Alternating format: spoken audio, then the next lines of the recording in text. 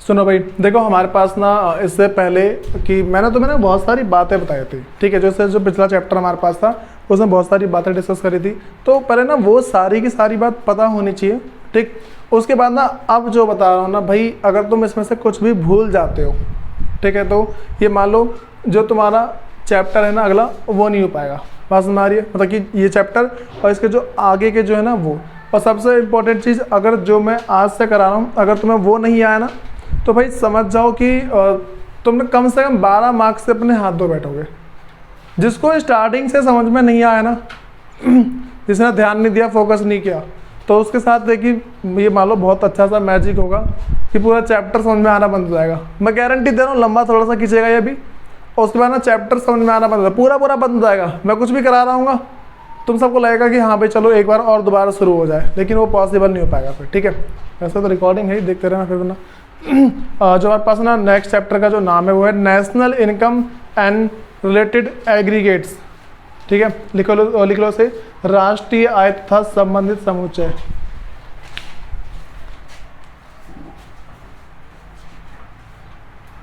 National income and related aggregate,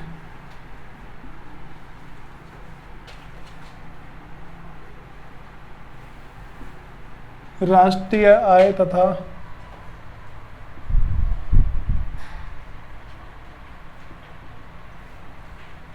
राष्ट्रीय आय तथा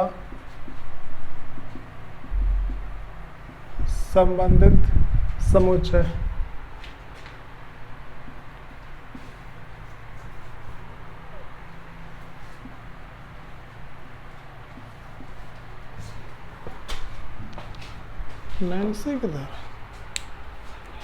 सुनो भाई, तो ये वाली पहले देखो, पहले मैं चैप्टर का नाम बता दिया। सबसे पहले हम बात करते हैं हमारे पास कि भाई जो मेरे पास नेशनल इनकम है, जो राष्ट्रीय आय है, इसका मतलब क्या है, ठीक है। देखो भाई मेरे पास क्या है कि जब भी ऐसा वैसे ना डेफिनेशन बताता हूँ, उसकी डेफिनेशन क्या होती है कि जो नॉर्मल भाषा बता रहा हूँ डेफिनेशन को, एक देश में, ठीक है, फिर एक अर्थव्यवस्था में एक साल के अंदर, ठीक है, जो भी हमारे पास फाइनल गुड्स होते हैं, जो अंतिम वस्तु होती है, ठीक है, उसकी कीमत को अगर हम जोड़ देना, जितनी भी वस्तु है, अगर उसकी अंतिम जितनी मेरे पास अंतिम वस्तु है, अगर उसकी कीमत को मैं जोड़ दूं, ठीक है, जोड़ने के बाद जितना अमाउंट तो निकलेगा ना, उसी को हम क्या बोलते हैं, राष्ट्रीय आय बोलते हैं। बात समझ आ रही है? ठीक, अब समझो भाई, मैं तुम्हें ना मैंने स्टार्टिंग की क्लास में तुम्हें एक बात बताई थी। जैसे मान लो कि ये है इंडिया, ठीक है, ये हमारे पास क्या है, इंडिया है, और ये हमारे पास है अमेरिका,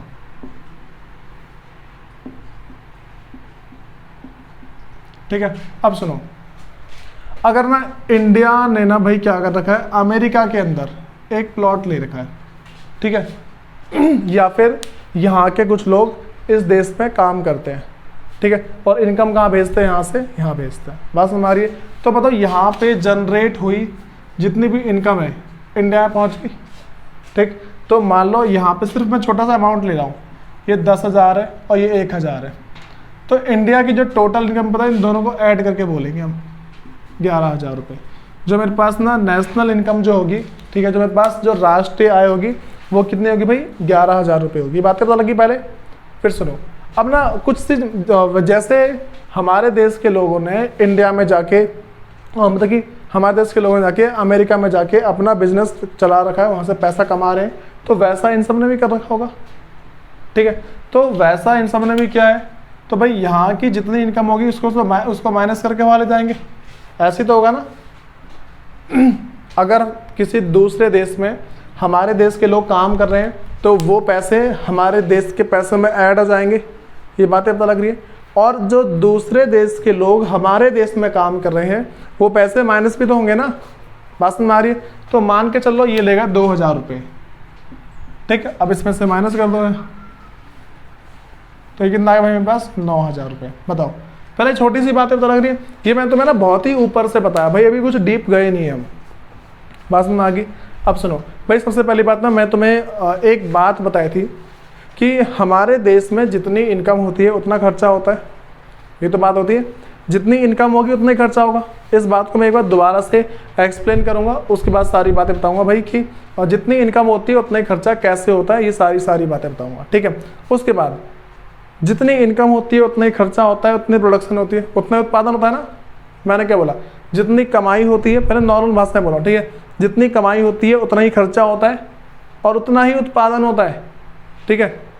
दूसरी भाषा में बोलता हूँ, मतलब जो थोड़ी इंग्लिश में देखिए, मान लो कि जितना एक देश है उसमें जितनी की इनकम जनरेट होगी, जितना पैसा बनेगा उतना ही खर्च होगा और उतने का उत्पादन होगा। मैं ये सारी बातें अभी प्रूफ करने जा रहा हूँ कि भाई ये सारी बात कैसे करके पॉसिबल है, ठीक है। तो देखो,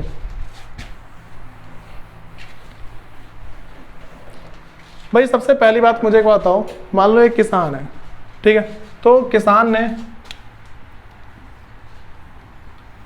ने क्या किया भाई, इसके पास पहले मान लो कुछ नहीं है, ठीक है। यहाँ पे हमारे पास कौन है, किसान है, ठीक है, एक फार्मर है। इस फार्मर ने क्या किया भाई, बैंक से पहले मान लो लोन लिया, ठीक है। इसने क्या किया, ये गया बैंक के पास, बैंक से इसने ले लिए पैसे, ठीक है। इसने बैंक से पैसे लिए, ठीक। तो बैंक से जो इसने पैसे ले लिए 10,000 रुपये, बात समझ में आ गई। कितने लिए भाई हमारे पास, इसने 10,000 रुपये लिए। अब समझो यार, वीडियो खराब करेगा, सुनो।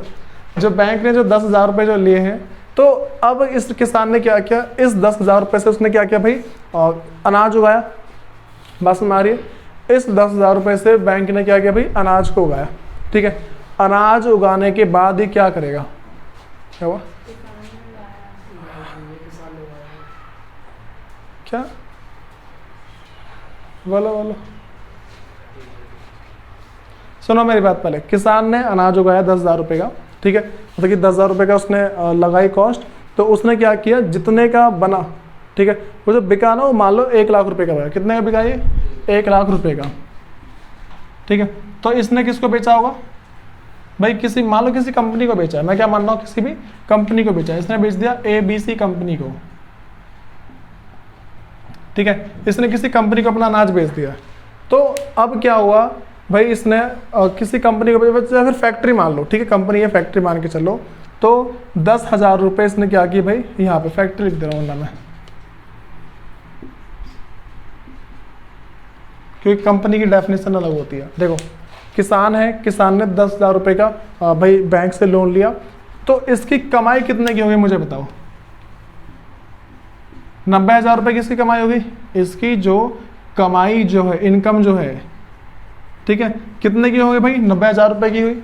तो ये जो 90,000 रुपये की कमाई हुई, अब इसका टोटल खर्चा कितना हुआ, 1,00,000 का खर्चा हुआ ना, ठीक है।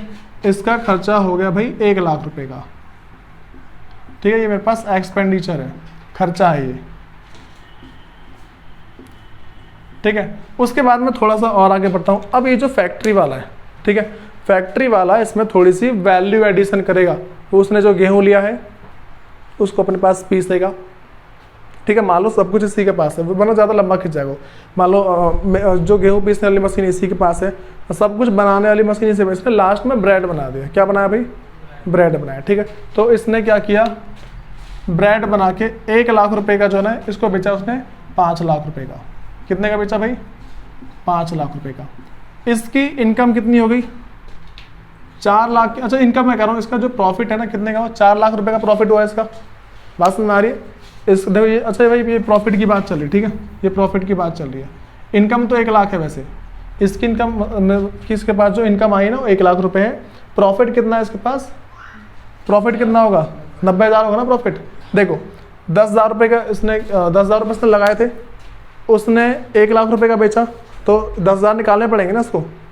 तो प्रॉफिट कितने का हुआ, 90,000 का प्रॉफिट हुआ, ठीक है। तो ये बात समझ में आ गई। फिर अब ना, अगर मैं इसके इनकम की बात कर दूं, ये तो क्या इसका प्रॉफिट है, अगर मैं इसकी इनकम की बात कर दूं, इनकम इसके पास 1,00,000 होगा भाई। जो किसान है उसके पास इनकम कितनी, 1,00,000 रुपये की इनकम आई होगी। बात समझ में आ रही है। उसके बाद ना, ये जो है इसका खर्चा कितने का, 1,00,000 का। देखो 1,00,000 की इनकम, 1,00,000 का खर्चा। ये तो बात समझ में आ रहा था मैं, किसी की जो 1,00,000 रुपये की इनकम होती है वो किसी दूसरे का 1,00,000 रुपये खर्चा होता है। बात समझ में आ गई। फिर इसके थोड़ा और आगे बढ़ते हैं, ठीक है। तो क्या हुआ भाई, यहाँ पे मेरे पास इसने 1,00,000 रुपये का जो सामान है, यहाँ पे क्या किया इसने, इसका प्रॉफिट हो गया इतने का, तो यहां से इसने उधर बेचा, इसकी इनकम कितनी हो गई? इनकम इसकी 5 लाख रुपए हो गई। इसके पास पैसे कितने आए होंगे भाई? 5 लाख रुपए आए होंगे ना।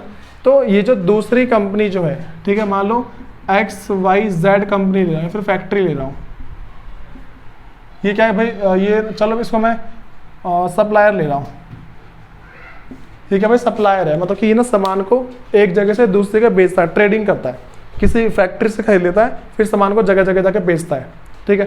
तो अब क्या हुआ, इसने देखो इसके पास क्या है, इसका खर्चा कितने का? 5 लाख का। इसका खर्चा 5 लाख का, तो इसकी इनकम कितने की हुई? 5 लाख की। ये बातें पता लगी। अब सुनो, उसके बाद ये जो 5 लाख रुपए इसने कम से कम आगे 8 लाख रुपए का बेचा होगा। इसने आगे क्या किया होगा? 8 लाख रुपए का बेचा होगा। भाई इसने बेच दिया, मान लो जो रिटेलर होता है ना, जो रिटेलर है, छोटे मोटे शॉप या फिर थोक बाजार, तो रिटेलर ही होगा। रिटेलर जो छोटी मोटी दुकान होती है ना, तो इसने मान लो 5 लाख का ना भाई बहुत सारी छोटी छोटी दुकानों को बेचा, बहुत सारी छोटी छोटी दुकानों को, और कितने का बेच दिया भाई? 8 लाख रुपए का, ठीक है। तो इसका खर्चा कितने का हुआ? रिटेलर का खर्चा 8 लाख का हुआ। इसकी इनकम कितने की हो गई भाई? 8 लाख की इनकम हो गई। बस हमारी, तो इसका प्रॉफिट कितना होगा? 3 लाख का प्रॉफिट हो गया। इसके ये इनकम है, ठीक, और 3 लाख क्या भाई इसका ये प्रॉफिट। हाँ भाई, तो बताइए 3 लाख का प्रॉफिट कैसा आया? ये 3 लाख का प्रॉफिट कैसा है? 5 लाख का सामान होगा, उन्होंने 8 लाख का बेच दिया। अच्छा, अपना खर्चा दूसरों को बेच देना 8 लाख। चलो ठीक है भाई, ये वाली बातें पता लग रही है। अब सुनो, तो 8 लाख रुपए इसने यहाँ पे रिटेलर का खर्चा कितना है? इसका खर्चा कितने का? 8 लाख का। जितना इसका खर्चा है वही किसी दूसरे की इनकम है, ठीक। अब सुनो भाई, ये जो रिटेलर है ये कहाँ बेचेगा इस सामान को? कस्टमर के पास बेचेगा, ठीक है। तो भाई मान के चल लो, इसने ना बहुत सारे कस्टमर, ठीक है, उपभोक्ता को सामान बेचा और बेच दिया टोटल 9 लाख रुपए का, ठीक है भाई, बात समझ में आ गई। तो जितने भी रिटेलर हैं उन सबके पास प्रॉफिट कितने का पहुंच गया? इसकी देखो, इसकी इनकम कितनी की हो गई? इसकी जो इनकम हो गई 9 लाख रुपए की, 9 लाख, और जिसका प्रॉफिट है वो कितना हो गया भाई? 1 लाख हो गया। ये बातें पता लग रही क्या बता रहा हूँ मैं? फिर सुनो, कस्टमर, सुनो, जो कस्टमर है ये सारे के सारे कहाँ पे काम कर रहे होंगे? इन सब में से किसी एक में काम कर रहे होंगे। बातें पता लग रही है? जो कस्टमर है इन सब में से किसी एक में काम कर रहे होंगे। तो इन सब के पास ये पैसा वगैरह कहाँ से आया? इन सब में से तो आए। ये बातें पता लगी। अब सुनो, तो भाई कस्टमर के पास जो भी जितनी इनकम होगी, बात समझ में आ रही है? कस्टमर के पास जितनी इनकम होगी, मान लो एक कस्टमर की मैं इनकम मान के चल रहा हूँ। सुनो, ये जो कस्टमर है, एक कस्टमर की इनकम मैं मान रहा हूँ सिर्फ 2000 रुपये मान ले रहा हूँ, ठीक है। कितनी मान रहा हूँ भाई? 2000 रुपये मैंने कस्टमर की इनकम मानी है, ठीक है। क्योंकि भाई वैसे अमाउंट लेके चल रहा हूँ मैं, तो 2000 रुपये एक कस्टमर की इनकम है। तो अब मुझे बताओ, ये जो 2000 रुपये सारे के सारे खर्च कर देगा क्या करेगा? थोड़े से खर्च करेगा, मतलब कि जितना खर्च होगा उतना खर्च करेगा, और फिर जाके सेविंग कर लेगा, ठीक है भाई। कानून के हिसाब से अपने घर में नोट रखना गैर कानूनी पता है सबको, ठीक। वो लोग रखते हैं, वो बात की बात है, ठीक है। हम क्या पढ़ रहे हैं? हम पढ़ रहे हैं इकोनॉमिक्स। तो इकोनॉमिक्स में हमें एक एजम्पशन लेनी है। एजम्पशन का नाम क्या है? कि हम घर के अंदर नोट को नहीं रखते। बात समझ में आ गई? जो भी खर्चा होता है हम खर्च कर देते हैं, बाकी सब कहाँ डालते हैं? बैंक के अंदर। अच्छा, तुम्हें पता है ये जो मोदी है, मतलब कि कैशलेस इंडिया क्यों बनाना चाहता है? कैश के चक्कर में भाई लोग ना टैक्स नहीं भरते। बात समझ में आ रही है? कैश के चक्कर में लोग क्या टैक्स नहीं भरते। जैसे मान लो मैं तुम्हें बताता हूँ क्या होता है। मैं गया किसी दुकान पे, ठीक है। अब मैंने क्या किया भाई, वहाँ से सामान खरीदा, सामान मैंने वहाँ से खरीदा। तो सामान खरीदने के बाद क्या हुआ, मुझे ना एक्चुअल में टैक्स भरना चाहिए जो मैंने वहाँ पे खर्चा किया है, ठीक है। और जो दुकानदार है उसको भी टैक्स भरना चाहिए, लेकिन भरा नहीं उसने अपने ही बगीचे में बहुत सारे खेत वगैरह, मतलब कि आलू वगैरह उगा लिए, मतलब कि उसने बेचना शुरू कर दिया। कहीं टैक्स आया यहाँ पे? सरकार की कोई इनकम हुई? नहीं हुई ना। तो उसने क्या टैक्स की चोरी करी है। बात समझ आ रही है? तो हम क्या पढ़ रहे हैं? हम पढ़ रहे हैं इकोनॉमिक्स, और हम पढ़ रहे हैं भाई एकदम लॉ की भाषा में पढ़ रहे हैं, कानून की मतलब कानून को मद्देनजर रखते हुए, कानून को ध्यान में रखते हुए फिर जाके चल रहे हैं। तो यहाँ पे क्या बताया भाई, 2000 में से ना मान लो उस बंदे ने 1500 रुपये खर्च कर दिए। क्या किया उसने, 1500 रुपये खर्च कर दिए। भाई 1500 कहाँ खर्च किए होंगे उसने यहीं पे तो खर्च किए ना, मतलब कि जो भी कस्टमर को उसने जो बेचा है यहीं पे खर्च कर दिए 1500 रुपये। बाकी के 500 रुपये क्या करेगा, वो बैंक में डाल देगा। ठीक है, इसने बाकी के जो बचे हुए 500 रुपये कहाँ डाल दिए उसने, बैंक के अंदर। बातें तो लगी। अब देखो मैंने एक कस्टमर लिया था ना सिर्फ, ऐसे कितने सारे कस्टमर होंगे, तो 500 अगर मैं मान लो करता हूँ तो बैंक में कितने सारे पैसे जमा हो गए, बात समझ में आ गई। तो क्या हुआ, कस्टमर जितना खर्च किया 1500 खर्च कर दिए, बात समझ में आ रही है। तो अब ना तुम सबको लगेगा भाई 500 तो बचा लिए उसने, वो कहाँ खर्च हुए, तुम्हें तो ये लगेगा 2000 थे इनकम कितनी थी भाई, 2000 रुपये इनकम थी। उस 2000 की इनकम में से 500 रुपये मतलब कि 1500 रुपये उसने खर्च कर दिए। हम सबके दिमाग में एक बात आएगी भाई उसने 500 रुपये बचा लिए। ठीक है, लेकिन हम क्या पढ़ रहे हैं, हम पढ़ रहे हैं मैक्रो इकोनॉमिक्स, समष्टि अर्थशास्त्र पढ़ रहे हैं, हम इसे पूरे देश को लेके चलते हैं। जो 500 रुपये कस्टमर ने बैंक के अंदर डाले, बैंक ने उसे खर्च करवा दिए। कैसे खर्च करवाए, किसान को लोन देके। हम तो किसान को लेके चल रहे हैं ना, किसान को दे देगा लोन, ठीक है, या फिर किसी बिजनेसमैन को। ये बात समझ में आ रही है, ये उसने 500 रुपये क्या कर दिए भाई, किसी बिजनेसमैन को दे दिए। किसी को ये तो नहीं लग रहा कि 500 रुपये दिए सिर्फ, मैंने क्या बोला भाई ऐसे बहुत सारे कस्टमर होंगे। ठीक है, तो उन सब ने 500 रुपये बैंक में डाले होंगे, बात समझ में आ रही है। उसने क्या किया होगा, 500 रुपये में बैंक के अंदर डाले होंगे। तो 500 रुपये जो बैंक के अंदर डाल रहे हैं वो सारे ही सारे कहाँ चले गए, बिजनेसमैन। और बिजनेसमैन ने क्या किया होगा भाई, खर्च किया होगा। बिजनेसमैन को इतना पागल तो होगा नहीं कि 10 करोड़ रुपए का लोन लिया, ठीक है मेरे अकाउंट में पड़े, कोई ऐसा करेगा। ठीक है, बात समझ में आ रही है। तो इसमें कोई दिक्कत तो नहीं है भाई। देखो हमें और क्या समझ के चला है, पहले ये सारी बात समझ में आ गई सबको, इन बातों में दिक्कत है किसकी वाले बताओ। अब सुनो भाई, मैंने इसमें तुम्हें ना सिर्फ एक बात बताई है कि हमारे पास हमारी जितनी इनकम होती है ना, जितनी इनकम है उतने खर्चे होते हैं। देश को अगर देख के चलते हैं तो मेरे पास जो जितनी इनकम होगी उतने ही मेरे पास खर्चे हो जाएंगे।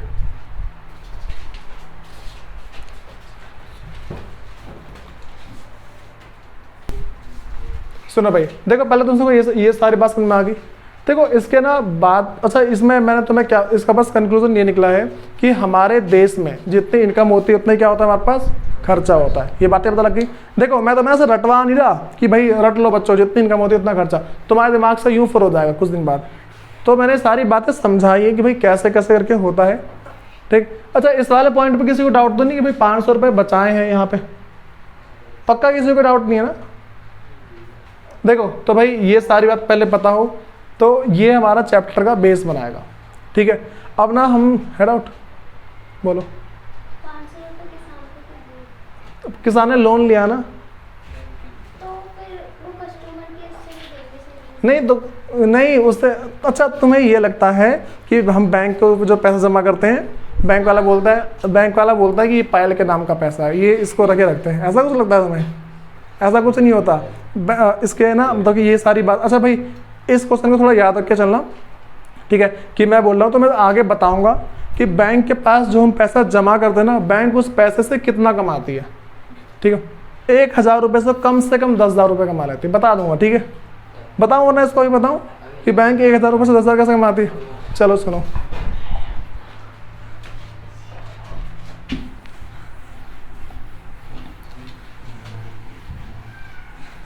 सुनो भाई, सबसे पहले यहाँ देखो मैं ना यहाँ पे 3 बॉक्स बना रहा हूँ। सबसे पहला बॉक्स मेरे पास है डिपॉजिट कितना किया है। ठीक है, कस्टमर ने डिपॉजिट कितना किया है। ठीक है, अच्छा भाई सुनो, हमारे पास ना एक रेट होता है। ठीक है, CRR रेट होता है, कैश रिजर्व रेशियो करके एक रेट होता है। ठीक है, चलो वो सब छोड़ो। वैसे ना हमारे पास ना SLR भी होता है एक ना, चलो इस बात छोड़ो। मैं सिंपल से एक बात बता रहा हूँ कि बैंक जो हमारे पास जो RBI है ना, RBI एक्ट के अंदर ये लिखा हुआ है कि अगर किसी भी कस्टमर ने तुम्हारे पास अपने पैसे जमा करवाए हैं ना, तो उसका कम से कम 10% तुम्हें अपने पास रखना होता है। ठीक है, ऐसा इसलिए होता है कि भाई अगर एकदम से कस्टमर आ गया और तुमने पैसे देने से मना कर दिया। अच्छा तुम्हें एक बात बताए, तुम ना कभी बैंक में जाना, तुम एक दिन के अंदर ना सिर्फ 10,000 रुपये निकाल सकते हो अगर तुम्हारे पास है तो, 0 बैलेंस का। ठीक है, बात समझ आ रही है।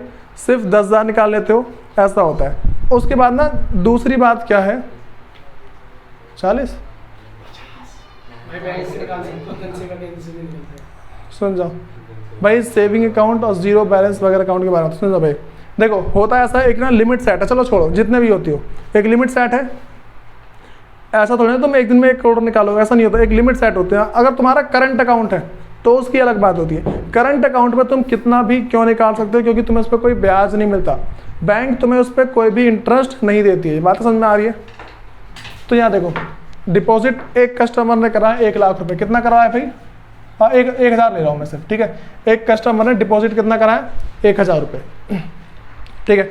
बैंक के पास डिपॉजिट है, बैंक ने अपने पास सिर्फ 10% रख के इसका सिर्फ 10% रखा होगा और बाकी क्या किया होगा? लोन दे दिया होगा।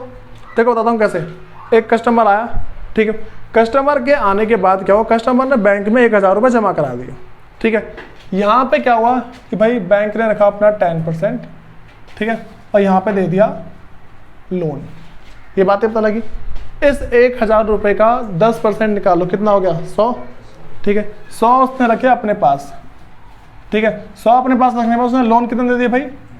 900 रुपये लोन दिया, ठीक।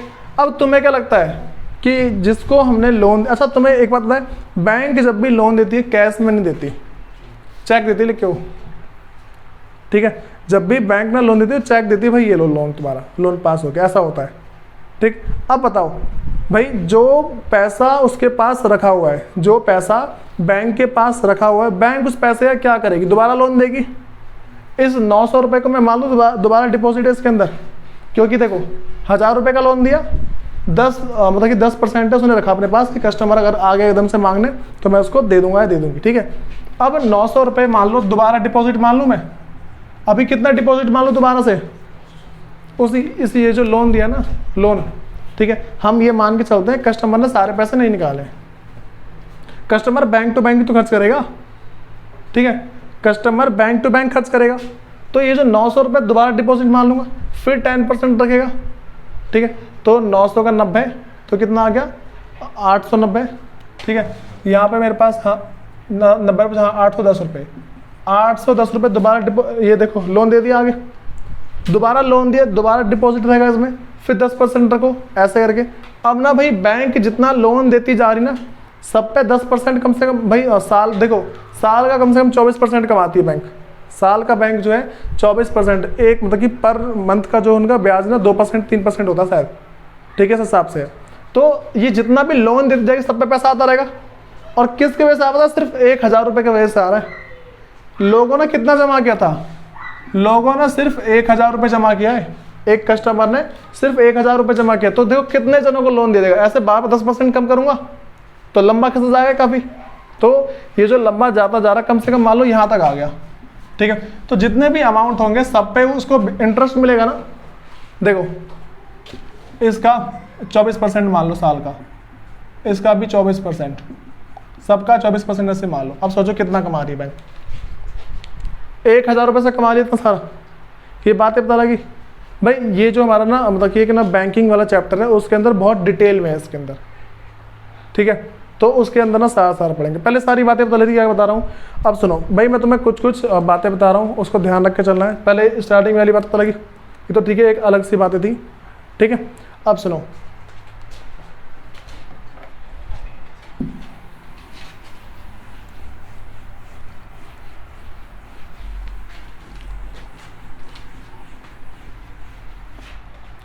देखो भाई, अब जो बातें बता रहा हूँ हमारे पास क्या है, सबसे मतलब कि ना हेडिंग डाल लो, कंसेप्ट ऑफ नेशनल इनकम, ठीक है। जो नेशनल इनकम है उसका कंसेप्ट क्या है?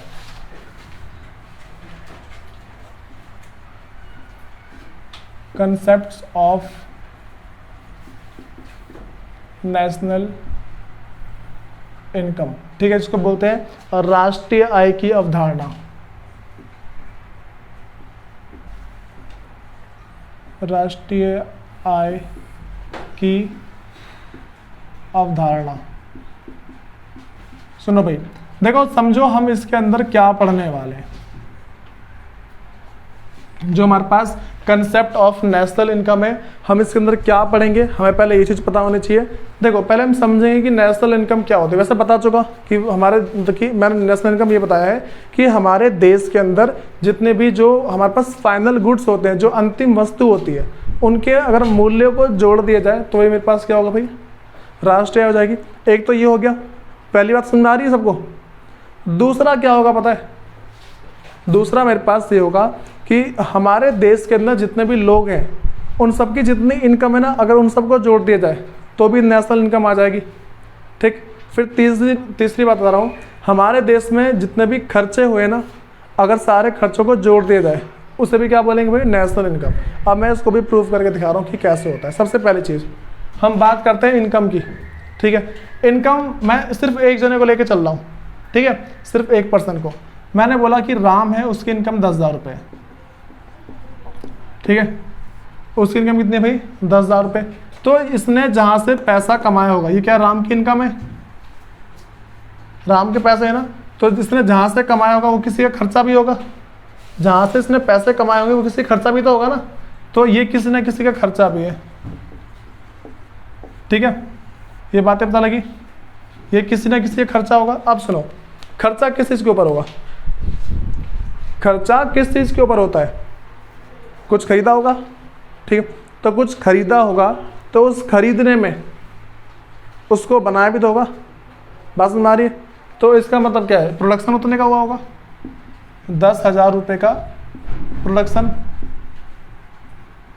ठीक है, अब तुम्हारे मन में एक बात आई होगी कि भाई 10,000 रुपये का प्रोडक्शन, 10 की इनकम, 10 का खर्चा।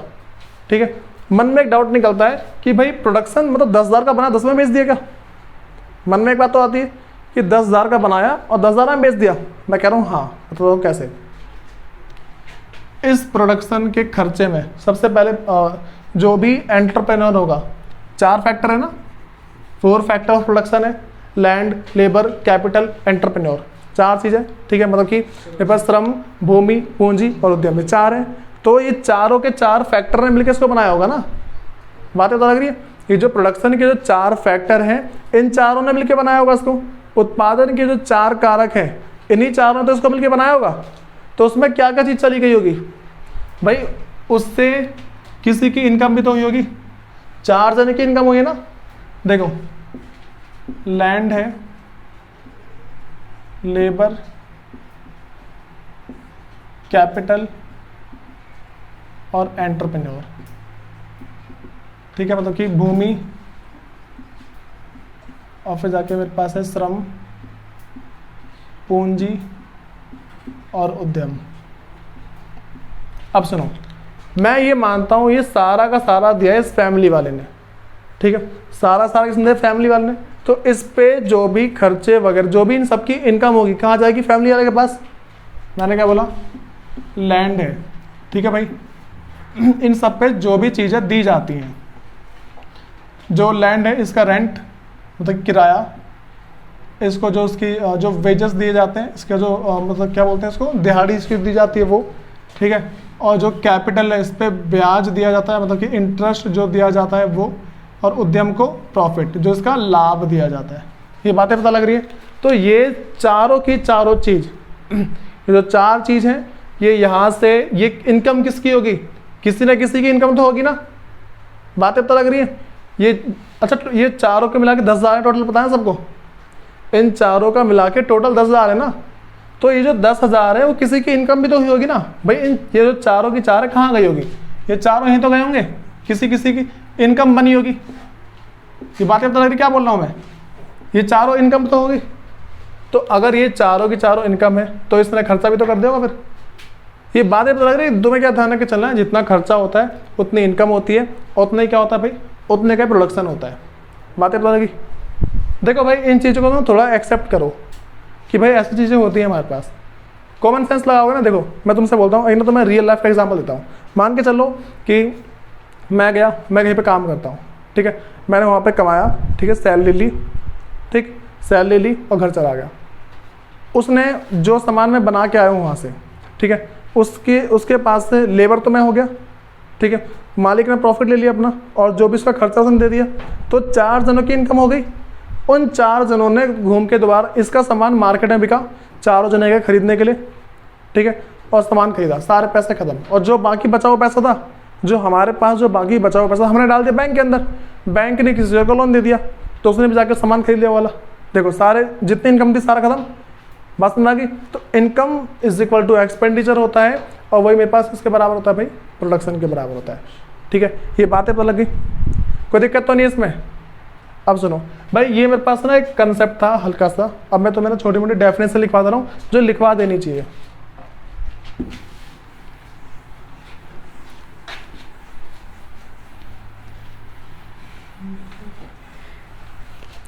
सुनो भाई, हमारे पास क्या है, सबसे पहले ना एक हेडिंग डाल लो, नेशनल इनकम, राष्ट्रीय आय। हेडिंग डालो नेशनल इनकम, राष्ट्रीय आय, कंसेप्ट जो बताया वही था। हेडिंग डालो नेशनल इनकम या फिर जो राष्ट्रीय आय। आपने भी बोला राष्ट्रीय आय भी इसके अंदर ही लिखना है। हाँ, इसी के अंदर पहला पॉइंट डाला ना।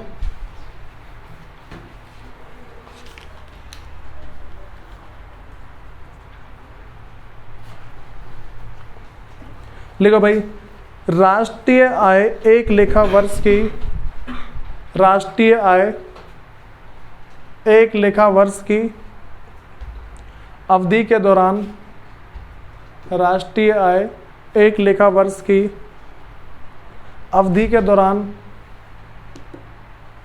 एक देश के सामान्य निवासियों द्वारा, एक देश के सामान्य निवासियों द्वारा, एक देश के सामान्य निवासियों द्वारा अर्जित कारक आय, अर्जित कारक आय, अर्जित कारक आय का कुल जोड़ है, का कुल जोड़ है। बताओ भाई, ये बातें पता लग रही है? सुनो, अब ना भाई इंग्लिश में लिखो, national income is the sum total of, national income is the sum total of factor incomes, factor incomes, factor incomes earned by normal resident of a country, earned by normal resident of a country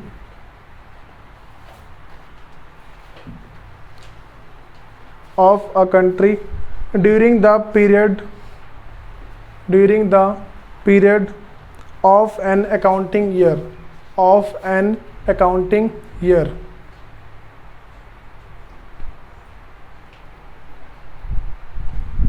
सुनो भाई, मैं तुम्हें से 2 से 3 बातें लिखवाई हैं। अच्छा, एक बात ध्यान रखना, हर साल जो है ना, मतलब कि जो नेशनल इनकम है साल में एक बार मेजर की जाती है। बात समझ आ रही है? जो नेशनल इनकम है वो क्या है, साल में एक बार देखी जाती है। ये बातें पता लग रही है पहले? तो मैं तुम्हें देखो 2 लाइन लिखा, पहले हिंदी वाला समझ जाओ। एक लेखा वर्ष, पहले मैंने क्या बोला भाई, एक लेखा वर्ष है, एक लेखा वर्ष मतलब कि एक अकाउंटिंग पीरियड है, ठीक है। इसमें लिखा है भाई नहीं नहीं नहीं, वही अकाउंटिंग ईयर है, अकाउंटिंग ईयर। पहली बात मैंने ये लिखवाई है, ठीक है। उसके आगे जो मेरे पास है, देश के सामान्य निवासियों, देश के सामान्य निवासी,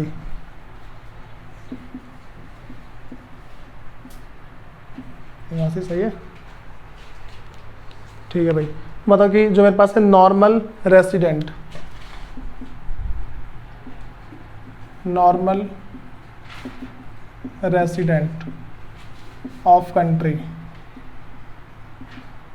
ठीक है।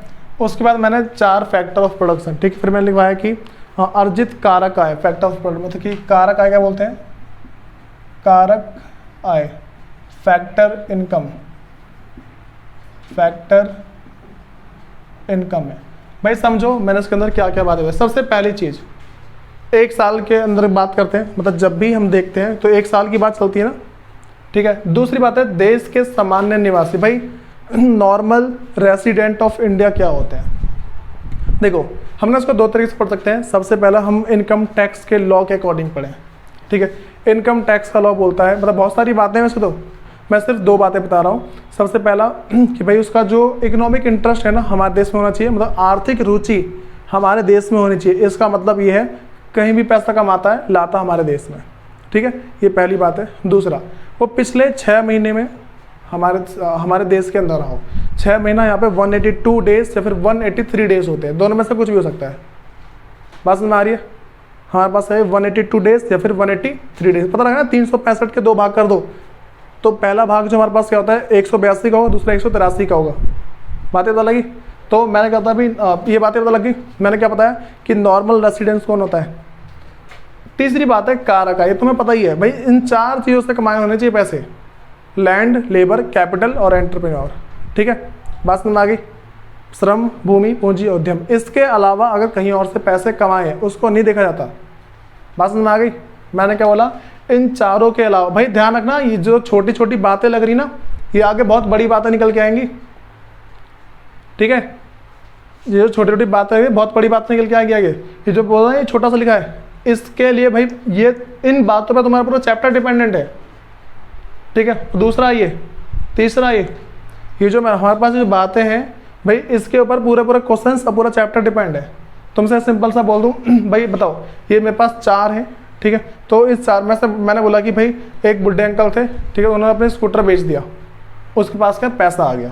बस भाई मैंने क्या बोला, एक बूढ़े अंकल थे, उनका क्या है कि उन्होंने स्कूटर पहले खरीदा था 20,000 रुपये का। कितने खरीदा था? उन्होंने पहले 20,000 रुपये खरीदा था, उन्होंने बेच दिया मान लो 5,000 रुपये का। तो ये जो 5,000 रुपये किसी का, देखो किसी की इनकम हुई होगी, बताओ उस बूढ़े अंकल की इनकम हुई होगी, आय हुई होगी ना, जो बूढ़े अंकल होंगे उनकी आय हुई होगी। और जो दूसरा भाई किसी का वो एक्सपेंडिचर भी तो होगा, किसी का खर्चा होगा, मतलब कि व्यय होगा। ये तुम्हें बातें पता लग रही है क्या बोल रहा हूँ मैं? अब मुझे बताओ इसको हम राष्ट्रीय आय में जोड़ेंगे या नहीं, नेशनल इनकम में इसको जोड़ेंगे या नहीं? कोई रीज़न बता सकता है? बोलो। नहीं वो तो चलो ठीक है, तो रटी हुई बातें हो गई। रीज़न बताओ क्यों नहीं जोड़ेंगे? हाँ नहीं, वैसे रीज़न ये भी नहीं है। देखो रीज़न एक्चुअल में ये है, इसको ये जो स्कूटर बना था ना, इसको एक बार हम राष्ट्रीय आय में पहले जोड़ चुके होंगे, एक बार जोड़ चुके हैं ना, दोबारा तो नहीं जोड़ेंगे। बात समझ आ रही है? वरना हम अपने देश की जीडीपी इतनी ज़्यादा तरीके से बढ़ाएंगे ना भाई, पता ही नहीं लगेगा हमें। देखो मेरे पास 20,000 रुपये का स्कूटर था, इसको हम पहले एक बार जोड़ चुके होंगे ना पहले किसी साल में, जब इसको बनाया होगा तो एक की इनकम और खर्चा किसी का हो गया होगा। इसके मतलब कि इसकी जो कैलकुलेशन है एक बार राष्ट्रीय आय में जोड़ चुके हैं। अच्छा अगर कोई ऐसा बोलेगा ना कि नहीं भैया ऐसा कुछ नहीं होता, हम इस 5,000 को इनकम मानेंगे, तो मैं तुम्हें बताता हूँ क्या होगा। फिर मैं खरीदूंगा एक 10,000 रुपये का मान लो कोई सी साइकिल खरीदूंगा, ठीक है। एक बार किसी की इनकम और एक बार किसी का खर्चा हो गया, एक बार किसी का आय और किसी का व्यय हो गया ना, इसको मैं दोबारा बेचूंगा, ठीक है, 10,000 रुपये का। फिर ये दोबारा किसी की इनकम, दोबारा किसी का खर्चा हो गया, ठीक है, वो बंदा इसको दोबारा बेचेगा 10,000 रुपये। ऐसे बेचते रहेंगे भाई, बेचते रहते हैं, बहुत बार 50-60 करोड़ बार बेच देंगे, हमारी जीडीपी इतनी ऊपर आ जाएगी ना तुरंत पूछो मत। तो नकली बात हो गई ना ये, तो एक ही सामान को बार बार, भाई कहाँ हो रही किसी की इनकम, बस पैसे ट्रांसफर हो गए उधर, ये बातें तो लगी। अब भाई सुनो एक बात और, पहले इनमें किसी को दिक्कत तो नहीं 3 पॉइंट में। भाई दूसरी बात हमें समझनी है वो ये है कि कभी भी अगर कोई ट्रांसफ़र इनकम होती है, मैंने क्या बोला, ट्रांसफ़र इनकम, हस्तांतरित आय अगर ये होती है, इसको भी राष्ट्रीय आय में नहीं जोड़ा जाता। क्यों नहीं जोड़ा जाता? देखो मैं तुमसे ऐसा बोल दूं, मैंने पैसे कमाए 10,000 रुपये, ठीक है, देखो पता तुम्हारा अपना कॉमन सेंस काम करेगा। मैंने 10,000 रुपये कमाए, मैंने अपनी बीवी के हाथ में दे दिए मान लो, ठीक है, अब उसने अपनी मम्मी के हाथ में दे दिए, ठीक है, अब उसकी मम्मी ने क्या किया, अपने बेटे के हाथ में दे दिए, अरे जो भी मम्मी हो, ठीक है, तो दे दिया ऐसे। तो अब ये बताओ ये क्या सबकी इनकम हो गई? क्या नहीं हुई ना, तो ये सिर्फ ट्रांसफ़र हो रहा है।